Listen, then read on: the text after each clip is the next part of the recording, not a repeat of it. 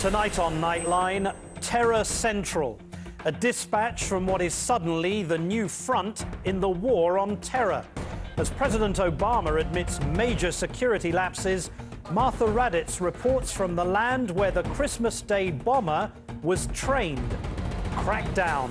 Our cameras are there as cops try to take on the at-home meth labs wreaking havoc across America. And one false move could be deadly. Plus, kiss and tell. The hair, the makeup, Gene Simmons' tongue. We go on the town with Kiss to see how this decades-old rock and roll machine has become a gold mine. From the global resources of ABC News, with Terry Moran, Martin Bashir, and Cynthia McFadden in New York City, this is Nightline, January 5th, 2010. And when we come back, we'll strike a lighter note and hit the town with the heavy metal gods who still want to rock and roll all night and party every day.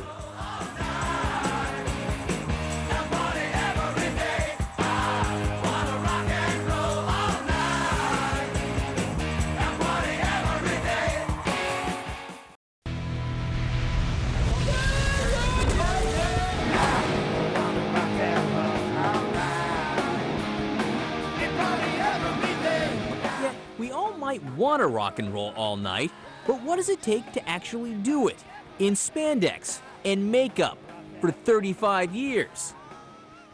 So how old are you now? 57. You look good. Not bad. Not bad. It's amazing what they can do with formaldehyde. Backstage with Kiss before a sold-out show in Chicago, you begin to see the heavy lifting that has built these heavy metal icons. Nobody wants to see a fat guy in tights, you know? I mean, let me hear you roar! Yes, there is much more to Kiss than just the shrieks of frontman Paul Stanley or the blood spitting of bassist Gene Simmons. How much work is the music part of it for you now? Well, you know, the music has to come first. It really does. I mean, you know, you can have all the smoke bombs you want and all the makeup, but a crap band is still a crappy band. The most important thing, but we're not too shabby when it comes to entertaining either, so. You have a little stuff going on during the show. Yeah, a little subtlety. The show is every bit as unsubtle, every bit as shocking as it was in 1973, when Paul and Gene, two Jewish kids from New York, first put Kiss together. How much does it cost to put on a show like this? We spend about $300,000 a show just on production. If it's worth doing, it's worth overdoing.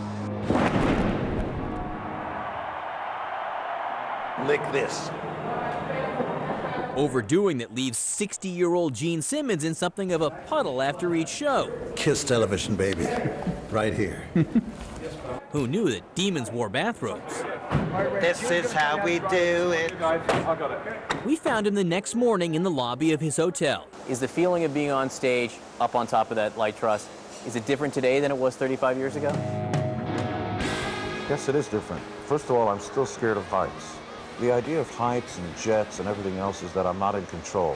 Kiss has its own Visa card through Bank One. Gene is in control of a lot. Along with Paul, he owns the rights to all Kiss music, makeup, and merchandise. Nearly 3,000 separate products. Everything from t-shirts to condoms to coffins. He was trying to sell me on a Kiss comic book collection. Well, it looks like I'm selling you the books, but what I'm really selling you is...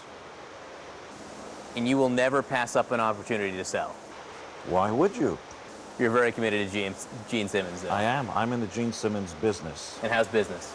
Business is good and gets better every year. It's estimated Kiss alone has generated over $500 million since the 70s. But now Gene has his own reality show, Gene Simmons Family Jewels. He even has his own marketing company. Do you have to still get on stage every night in the makeup? I'll tell you something. I mean, you can be in business, you can be the Pope. Everybody wants that feeling. Just to spread your arms like this and to suck in that glorious air it's godlike. The Pope doesn't get that high. The Pope doesn't get this banged up either. Paul Stanley has been through the ringer. I've had both my rotator cuffs and my shoulders repaired. They've both been torn. My meniscus in both my knees both of those have been torn. I've had a hip replacement. you're not a kid anymore. Why still drag your ass out of bed and do it? It's kind of like every time I climb a mountain, I look over and I see another mountain. I go, gee, might be fun to climb that one. With your hips, you can climb mountains? I can leap. Metaphorically, you're speaking. Metaphorically, yes. Paul, now married with young kids, says he gave up the extracurriculars of rock and roll long ago and instead has taken up more refined pursuits. That's right, Paul Stanley of Kiss, the screaming starman, is a really successful artist. He sold several $1 million worth of work. Do you think the works would be as successful if you weren't Paul Stanley from Kiss? No.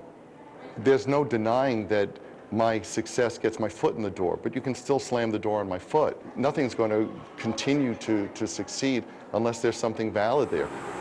That could be Kiss's motto, continue to succeed, right next to always be selling. On their private jet flying from Chicago to Minneapolis, the band signed pictures and Gene and Paul signed checks. You know, for all the detractors, the fact is we'd be crazy to put out merchandise that nobody wants. All we're doing is giving people what they want. But you do put out a lot of merchandise. They want a lot. This tour alone could bring in up to $50 million. Yes, 35 years later, people are still willing to give Kiss the money from their wallets and, well, the shirts off their back. Is this par for the course here? Doesn't that happen to you guys? Not so much for Nightline, but does this... Hey, I'm on Nightline. That's why everybody wants to be a rock star. Presidents want to be rock stars. Can you sing with us? Sing! We all might want to rock and roll all night, but only Kiss can do it like this. I'm John Berman for Nightline in Minneapolis. A real-life rock and roll fantasy. Our thanks to John Berman. We'll be right back, but first, here's Jimmy Kimmel with what's coming up next on ABC. Jimmy.